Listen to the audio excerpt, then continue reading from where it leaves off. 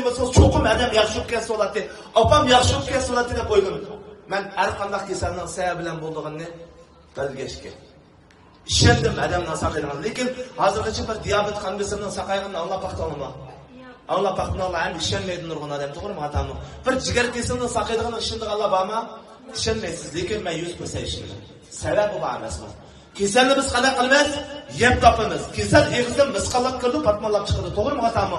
Shu sababli men leksiyani anglab bo'lib, aykin muallimdan so'radim, mening adam mushtaq masala bo'lib qolganda umid bormi desam 100% umid bor dedi. Undan qanday umid bor malimsam, sizning adam cho'qim xato yeb, xato ichib, xato sumirib deb qoldi.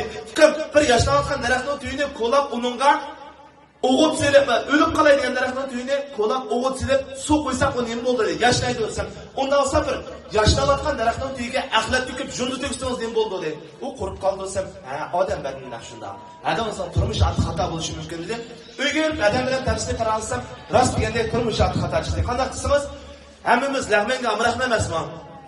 Intayin amroq qurullar tashkil etildi asosiyatda shuna qarayman. Endi hozirmi tashkil etilgan oilalar chiqib bo'lishi mumkin. Kashlarman jiqaroq etib atgan eshik qog'ini bo'lsa o'qiydigan ish bormi yo'qmi? Bektetiydi va deganda ham jigarni quruq qisiq qildim. 2 kunda bir xo'go yeydi.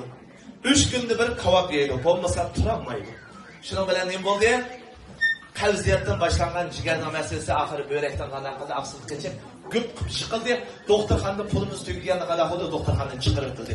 Shu mezgillarda mening butun vujudim shu adamga sog'lomlik qaytarish bo'lib, men adasan saqlaysan, sen harbiy turib bugungi meni davolamsan, doktor o'qadimmi, janja meni saqlaymaydigan tursa, men hayotimdan umidimni uzib bo'ldim, fikrim bo'ldi, men seni balonni biqib, qancha ish qilib men ketib qolsam bo'ldi. Farzand yo'q. Jigar masala bo'lganligim.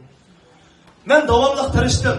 Shu vaqtda men xotin bir idorada to'xtamda ishlayotgan, o'rganishda yanchi qo'limda pul yo'q. Qarz oldim. İdaredan sen ruhsat so'rasang pulini tutamiz dedi. Hech qisi yo'q dedim. Biz hammamiz bilamiz jondan kechmay jonga yetkil olmay, to'g'rimi xatomi? Hech qisi yo'q, ma'ashim tutsam bo'lib deb ishkirlar o'rganishga berib shu ishkirlarga leksiyalarni olgandan keyin ideyamda yana bir qatam burilish bo'ldi. 100% qana qildim. Sog'lomlik degan bir kasbning kelgusi taraqqiyotini tushunib yetdim.